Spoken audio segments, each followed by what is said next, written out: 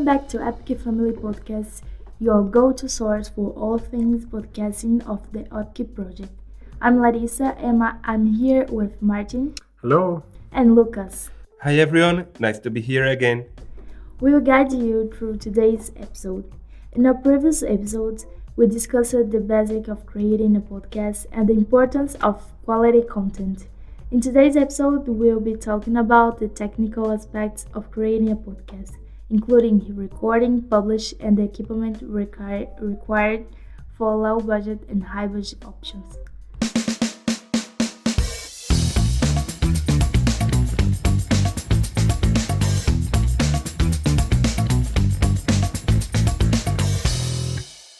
First, let's talk about recording. What's important to keep in mind here? One of the most important aspects of a podcast is the quality of the audio, definitely. A low budget option for recording could be using your smartphone, while a high budget option could be investing in a professional microphone. So let's hear the difference. So now we're recording with a smartphone, so you can hear the difference between the professional mic that we used earlier and the smartphone. But why is audio quality so important? The answer is simple. If your listeners can't hear you clearly, they won't stick around for long. Poor audio quality can be distracting and make it difficult for your listeners to understand your message. So whether you opt for a low budget or high budget option, it's important to prioritize the quality of your audio. And audio quality begins at the time of recording. But before you start speaking in front of a microphone, it is important to prepare your voice. We can say that the voice is the main tool for those who produce a program such as a podcast, because it is the channel through which information is transmitted and then recorded. So, prepare your voice is fundamental procedure before recording your podcast. How can I prepare my voice? To warm up your voice, you can move your mouth, opening and closing it in an exaggerated way. Yeah, just like this. To move as many muscles as you can in your face. Also stretch your neck in circular motions and speak simple words in an exaggerated manner to help with word articulation. You can also say certain vowels, a, I, u, or nasal sounds like in a prolonged way. Any tips of what to eat or drink? Nice question. So, taking care with your diet before the recording is also very important.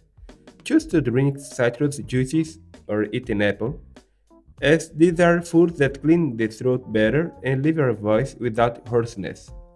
Also, you can drink plenty of water throughout the day, and take a bottle of water with you when you go to record the podcast.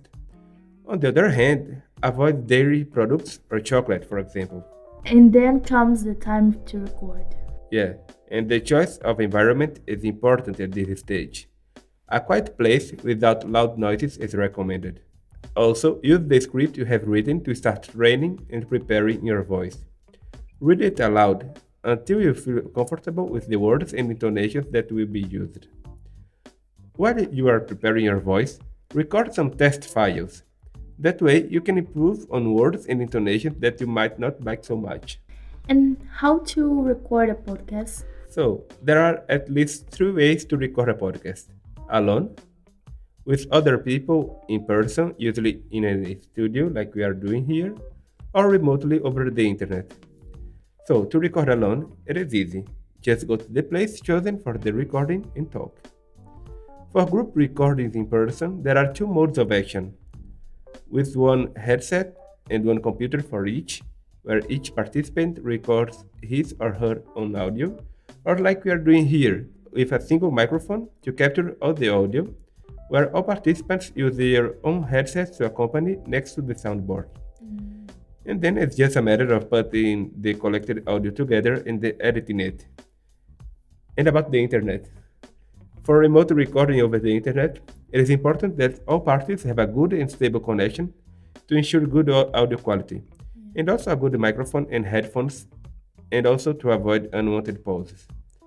Video conferencing platforms such as Zoom or Skype can be used to record audio and video for your podcast. I did it a lot.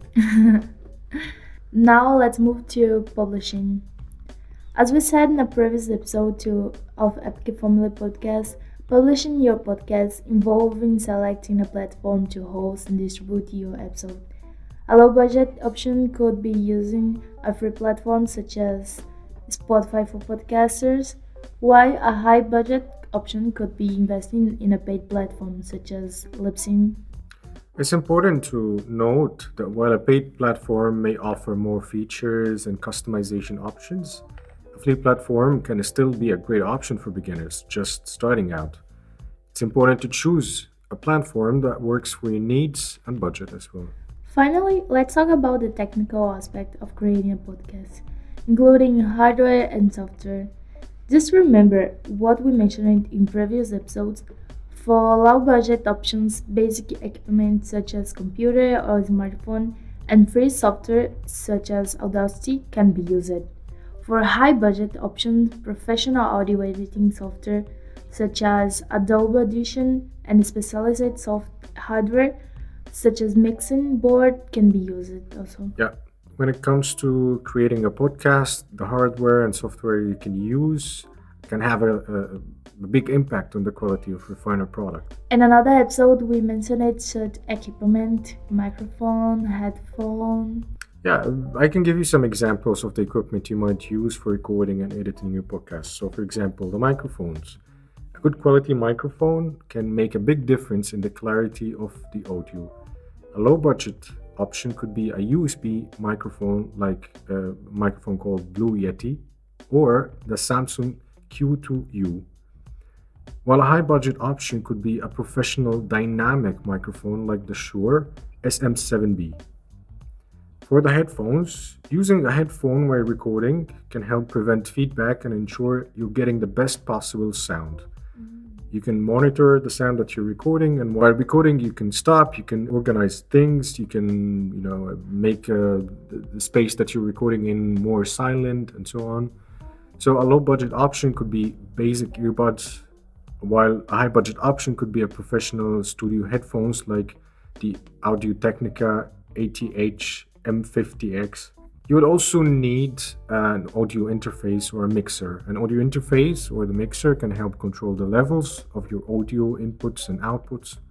A low budget option could be a simple USB audio interface like the Focusrite Scarlett Solo, while a high budget option could be a professional mixer like the Behringer X32.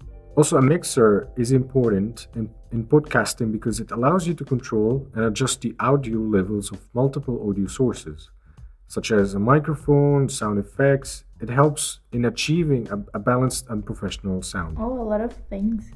And if you don't use a mixer? In that case, you may have limited control over audio levels and may face challenges in mixing different audio sources. It can result in uneven audio quality and difficulty in post-production editing. Okay.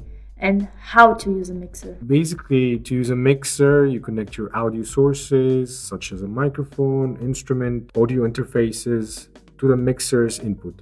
Then you can adjust the volume levels, applying effects if desired, and route the mixer audio to your recording device or computer for further processing or live streaming. The specific usage may vary based on the mixer model, but generally it involves adjusting knobs, sliders, and settings to achieve the desired sound balance. Okay, let's talk about the software that can be used in a podcast production. Okay, so the recording software is important to record your podcast, obviously. So you will need a software that can capture and save your audio. A low budget option could be a free software like Audacity or GarageBand for who use a MacBook or a macOS device. While a high budget option could be professional software like Adobe Audition or Logic Pro, also for macOS devices. Recording software, also known as digital audio workstation, are used for capturing and editing audio. They provide a user-friendly interface and tools to record, edit, and enhance audio recordings. Could you give some tips about how to use one? So, from the beginning, you have to choose a beginner-friendly digital audio workstation or the recording software. So, look for something that is known for the simplicity and ease of use, such as Audacity. It's very easy. The interface is very friendly and Yeah. anyone can basically use it. Also, GarageBand for Mac OS or Reaper. It's affordable. It's not free, but it's affordable. These three softwares are really user interface friendly. Then you should set up your audio interface, connect your microphone, other audio sources to your computer using an audio interface. Follow the instructions for the proper setup. So if there's cables needed to connect the audio interface to your computer, and if there's like a software that you have to download, so check always the instructions to have a proper setup. Then when you open the software, create a new project. This will help you organize your audio recordings instead of recording everything in just one project. No, you can create new project every time and then choose a name for it, make it more distinct. And then configure the input settings. So go to your software, select the correct audio input source, because there could be a lot of audio input sources like a microphone, like your camera, could be the audio interface. Anything that is connected to your computer could be used as audio input source. So you have to select the correct one, which is the audio interface or the microphone directly that you have connected to your computer, and then adjust the input levels. Ensure the audio is not clipping, is not distorted by keeping an eye on the levels within the recommended range. And then click record to start recording, speak or perform into the microphone, and the software will capture audio. Make sure that it's capturing the audio. If it's not, then maybe there's something wrong with the configuration. It's important also to make some tests before. No? Yeah. Make some tests before, see how the levels are, because it could be that the levels may be low, very high. So make a test, check the levels, check everything before you start recording the podcast. Okay. So after you have recorded everything, you can stop the recording and then use basic editing functions like cutting, copying, pasting to remove mistakes. You can trim unnecessary parts, the silent ones. Maybe you made a mistake, so you have to trim this part. Rearrange the audio. If you think that after recording, you think that this part could be fitting really well at the beginning or at the end, so you can arrange everything. You can also adjust the audio, adjust the volume levels and apply basic effects if needed. And to learn how to do it in YouTube, we can find a lot of tutorials. Definitely. If you go to Google, if you go to any search engine, you can just search how this program works, how this software works. You'll find lots of videos on YouTube. You'll find a lot of articles that explain how to use it. So it's pretty easy. Nice. The last thing is saving and exporting your recording. So once you're satisfied with the edited audio that you've made, save it and then export it into a suitable file format such as MP3, WAV, whatever could be suitable for you, but these are the two really common formats that you can use. And also compatible with lots of platforms, because could be there a platform that doesn't have compatibility with other formats and so on, but these two are the most common. Then can be easily shared or uploaded into the podcast hosting platforms. After you've recorded your podcast, you'll likely want to edit it for length and sound effects or adjust the levels. A low budget option could be the same free software you used for recording, while a high budget option could be a professional editing software like Pro Tools or Reaper. Nice. Once I have the audio file of my podcast episode, how can I publish it? So in a previous episode, we talked about hosting and distribution platforms. No? Because once you've created your podcast, you need to host and distribute it online. A low budget option could be a free platform like Spotify for podcasters, also known as Anchor, or Buzzsprout, while a high budget option could be a paid platform like Libsyn or Podbean. In that episode, we said that hosting and distribution platforms are important for podcasters as they provide a platform to store and deliver their podcast episode to various podcast directories and platforms. Yet, and we can reinforce the importance of hosting and distribution platforms with these characteristics. The first one, the centralized storage. Because hosting software allows you to upload and store your podcast episodes in a centralized location. This ensures your episodes are accessible and ready for distribution. Another one, reliable delivery. The software ensures reliable and efficient delivery of your podcast episodes to podcast directories and platforms like Apple Podcasts, Spotify, Google Podcasts, and more. It handles the technical aspects of distributing your content to different platforms. Also, another one that we spoke a lot in previous episodes, the RSS feed generation. The hosting software generates an RSS feed, which is, we remember, a standardized format that contains information about your podcast episodes.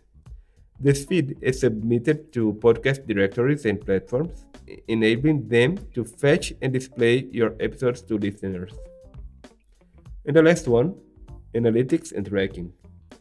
Because hosting software provides analytics and tracking features to help you understand your podcast performance. You can track metrics like downloads, listener demographics, and engagement to gain insights and improve your content. Yeah, and be careful. If you skip the hosting and distribution stage, your podcast episodes won't have a platform to be stored and distributed effectively. This means your podcast won't be accessible to potential listeners on popular podcast directories, limiting your reach and your visibility. So, using these tools, you can create and edit your podcast. Yeah, maybe it will not be so easy at the beginning, but with some practice and a good tutorial, it sure can be possible, even for low budget podcasters. Okay, in order to summarize it, recording software like Audacity or GarageBand can capture your audio inputs and save them as digital files. You can then use the editing softwares like Pro Tools or Reaper to fine-tuning your recording, adjusting levels, adding effects, and cutting or rearranging your audio as needed.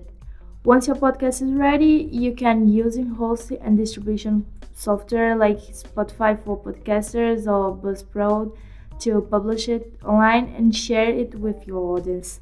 By investing in quality hardware and software, you can create a professional sounding podcast that will engage and delight your listeners. That's it. Yeah, it's important to note that while high-end equipment can enhance the quality of your audio, it's not necessary to start a podcast. Many successful podcasts have started with just a basic setup. Now that we covered the technical aspect of creating a podcast, it's important to remember that while the equipment and software can enhance your podcast, the most important factor is, as we said in previous episode, the quality of your content and your ability to engage with your audience. That's all for today's episode. Thank you for tuning, and we hope you found this information helpful in your podcast journey. And in our next episode, we'll be talking about marketing and promotion strategies for your podcast. Epic Family Podcast is a project founded by Erasmus Plus and Movetia. See you then! See you. See you!